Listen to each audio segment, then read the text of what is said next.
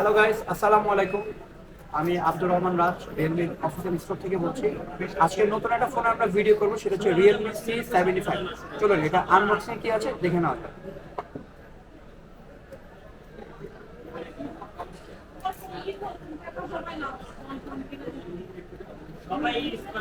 ফার্স্টে আমি বক্সটি খুলতেছি, দেখা যাক বক্সে কি আছে। এটা হচ্ছে রিয়েলমি C75। ফার্স্টে আপনারা পেয়ে যাচ্ছেন, আমি ফোনটি দেখাচ্ছি।